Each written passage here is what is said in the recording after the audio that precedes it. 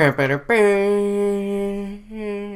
up, YouTube? It's Josh. This is the Den of Nerds. It's a Top 5 Tuesday, and today's Top 5 is going to be my Top 5 Marvel characters that need to be in the MCU. There's a ton of unmined great stories and characters and things that I think would really benefit the Marvel Cinematic Universe if they were to come in. So I wanted to do this video and share with you some of those ideas. So let's get right into this video. So first of all, I'm going to do an honorable mention, as I always do, and this is a bit of a selfish pick, but you guys know, if you've seen the other top 5 where I go over my top 5 favorite Marvel characters, that Kane, the Scarlet Spider, is my favorite Marvel Cinematic hero. And of course, I'd love to see him in the MCU. I think he'd be brilliant, bring a lot of awesome Clone Wars drama to the Spider-Man character. It'd be great for Peter Parker. And I also just love the fact that he is a version of Peter Parker with none of the responsibility. Remember, all of the power, none of the responsibility. That's the kind of stuff that I'm talking about. But it's just an honorable mention because I really don't know if it necessarily serves the stories that the MCU is trying to tell or what the MCU badly needs, which I think I will go into in more detail as I get into the 5 itself. But of course, I had to do something, super selfish and put my favorite character in there, but just as an honorable mention, okay? So, that being said, let's get into the list itself, starting off with number 5. Number 5 is the Red Hulk. Now, the Red Hulk is actually General Thunderbolt Ross, who is currently a part of the MCU, but the Red Hulk has not made an appearance. Now, I think the Red Hulk would be awesome in the MCU for a number of different reasons. First of all, it would be really great to have him as like a contest with the Hulk. To see Banner actually be challenged in this way, I think would be really cool. But as a villain, I think the Red Hulk would serve for a number of different reasons as a really great villain. I imagine the story in my head where like the Red Hulk kind of pops up on the radar,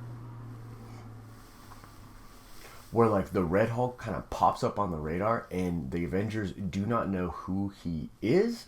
And the one thing on a side note that's really cool about the Red Hulk is, unlike Banner, when Thunderbolt Ross transforms, he is completely cognitive. He has complete control of his form and of his senses. So he has the mind of a general inside the body of a Hulk. Just such a super dope combination. But I think it'd be really cool if the Red Hulk jumps onto the scene, the Avengers have no idea who he is, and like maybe Thunderbolt Ross is in that story as well, but like trying to like make the whatever agenda he has going on work, and maybe they don't know who it is. Maybe even Thunderbolt Ross is helping them try to track down who the Red Hulk is and try to stop him. And this could just be a really nice twist. We find out it is General Ross, and what his agenda is, because he obviously always wanted to weaponize Hulk. He always wanted to weaponize Banner, and this is what causes him to become the Red Hulk.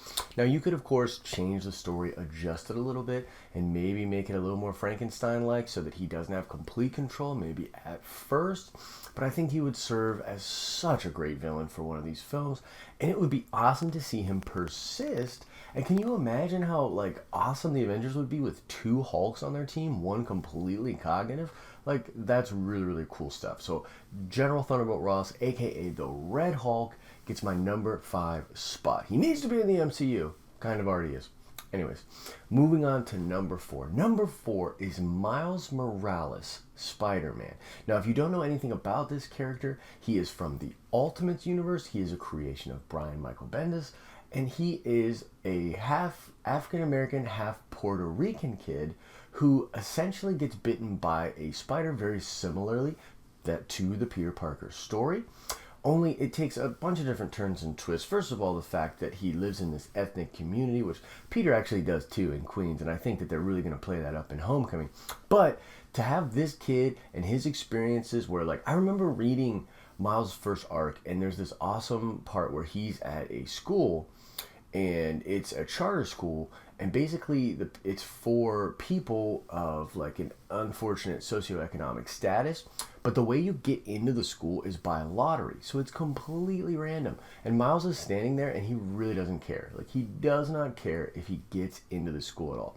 But there are other families around that are thinking that this is their only chance for their kid to have a good life. And he's looking around and making all these observations about, this bad part of town and how unfortunate it is for all these people. And then he gets selected, and it literally breaks the heart of all these other people. And he's really empathetic to that.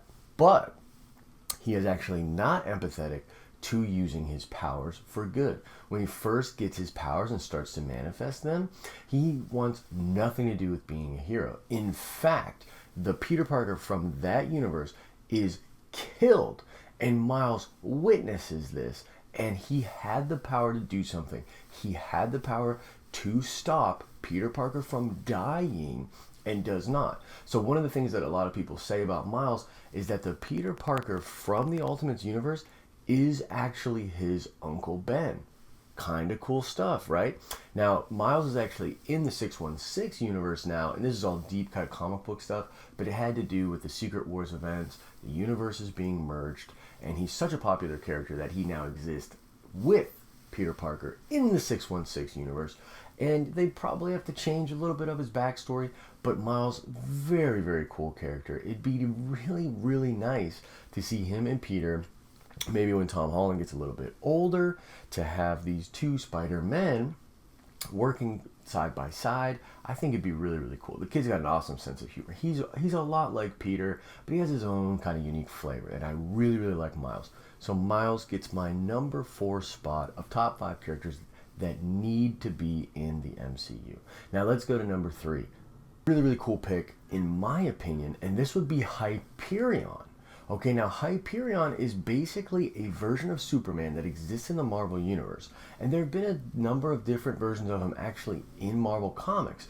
But one that I think would be really, really cool is where he comes to Earth. He is this incredibly powerful being, right? And he's trying to be a hero, and not just a hero, but the hero for the whole planet. He really, really wants to be that Superman. And he's talking about his old world and how his old world was destroyed. But, spoilers alert, we find out that he's the one that actually destroyed his old world. It's absolutely nuts. And then he becomes like a villain, and he's super hard for the Avengers to take down. So one of the big things that the Marvel Cinematic Universe is missing is compelling villains. Their villains are very vanilla as of late. They all seem to have the same motivation, world domination. How boring is that? And they all seem to end, all of their movies rather, seem to end with the same army of drone fights, so that we can really show off the powers of the Avengers, and then they save the day, and it's all good. That formula is getting really tiresome. Everybody knows it, and they need compelling villains. Hyperion would be an awesome way to do that. Similarly to the Red Hulk, you have this really, really powerful guy who actually wants to maybe help, or has his...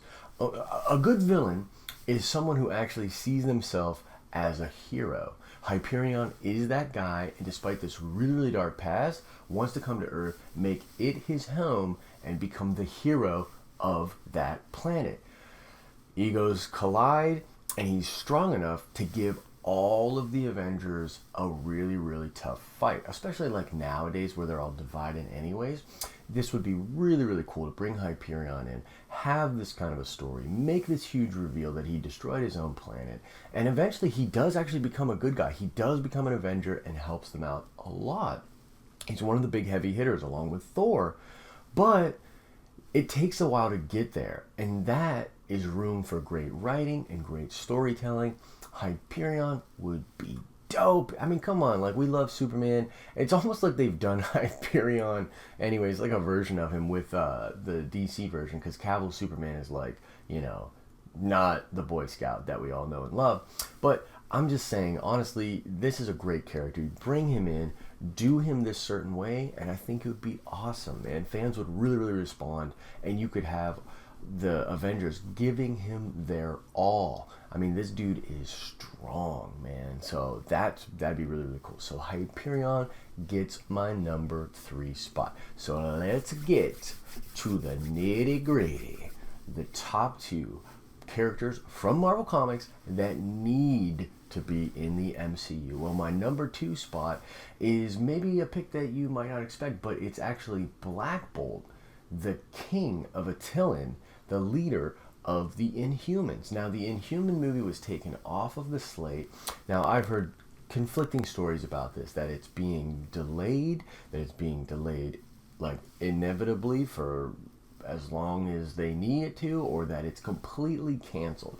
So I'm really not sure what the status is of that. Now, we've heard different things about the royal family coming into the MCU, and I believe they're going to be introduced in either the Captain Marvel movie or in Guardians of the Galaxy 2. I don't quite remember, but there are members of the royal family that are going to come in. And when I'm talking royal family, I'm talking the Inhuman royal family.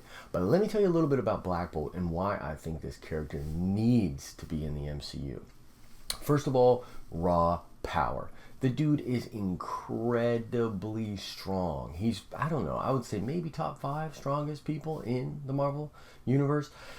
He basically, whenever he speaks, and there have been, different writers write his powers differently. Sometimes they scale it up, sometimes they scale it down. But whenever he speaks, the vibrations created from him speaking can literally destroy cities. Destroy cities! Like, I remember in Infinity, when Thanos comes to Attilan, and he literally, Black Bolt himself, literally destroys Attilan by screaming at Thanos. And it was this really, really great battle. I mean, he can go toe-to-toe with Thanos, for God's sake. Really, really strong guy. Of course, Thanos ends up whooping that ass and, like, grabbing him by the mouth and, like, slamming him, and it was really, really dope. But Black Bolt, incredibly, incredibly strong. And because even a whisper could, like, destroy a city block, he, like, never speaks. He never speaks. So he's just always standing around, like, very stoically. And I just have all these awesome memories of reading this character. He's sitting in his throne, Medusa by his side, and Medusa and his crazy-ass brother always speak for him. And, like, he just stands there, and he's just, like, stoic and just super strong. And, like, at any moment, if he were to open his mouth, he would just destroy, like, everything around him. So, like, really, really powerful guy. But I think that he'd be just a nice, like, staple for the MCU. Like, just like my number 1 pick, I think the one thing that they need to do, and I think they're doing this with things like Doctor Strange and with Black Panther, is they are expanding the Marvel Cinematic Universe, but basically putting these things out there, these places that are going to permanently exist. Like, Wakanda is now going to be permanent, and it's going to be really, really fleshed out by Ryan Coogler and everybody doing the Black Panther movie. Cannot wait to see that. But it's going to be a staple of that universe, a place that they can go. I mean, for God's sakes, Bucky is there, frozen. The Winter Soldier is in Wakanda right now, frozen. That's crazy. Like, if you know Marvel Comics, if you appreciate this kind of stuff, that is dope. Because Wakanda is not just some place you can go into. I mean, Claw apparently snuck in and stole some shit. No bueno, not good. But as far as I understand Wakanda, you can't just go to Wakanda. They have an incredible amount of technology. They're a warrior race. One of the big things from Avengers vs. X-Men was when Atlantis fights with Wakanda, and that war was insane. It was crazy. But like, Wakanda had all these, like, mechanized fighter things, and I'm getting a little off track. But what I'm saying is, if they establish Black Bolt and Attilan, that's one of those awesome places, man. Like, you can do that in different movies. Like, oh, well, we need to go talk to Black Bolt and Attilan, and you go to Attilan, and it's just this awesome setting, much like Kunlun, I think, is going to become for the Netflix shows with Iron Fist. Just an awesome, nerdy place with the dopest king. I mean, like, this man's a king, man, like, in the truest sense. Like, he's stoic, he's powerful, he commands respect. All these things that we like about kings. Like, if you watch Game of Thrones, all these interactions between these kings and these different people and kings with kings, Very, very cool stuff. Like the air that they speak with, just the way that they interact. It's really, really cool. It's regal. It's dope. So I think that it would be really, really nice to see Black Bolt enter the fold of the MCU. He's an awesome character, fan favorite, and it would be a really, really nice just cornerstone of this universe that they're building. So let's get to my number one pick. And the number one pick, and you should know this if you know the kind of stuff that I'm into, but it's Doctor Doom, Victor Von Doom, for so many different reasons. And I know this would mean that Fox and Marvel would have to play nice. And if you watch my videos, if you subscribe to the channel, you know I'm a big proponent of the fact that I think that Fox and Marvel are in talks to join universes. And I don't give a shit about the X-Men. I'm going to be honest with you. I really don't care. I want Doom. I want Victor. And here's why.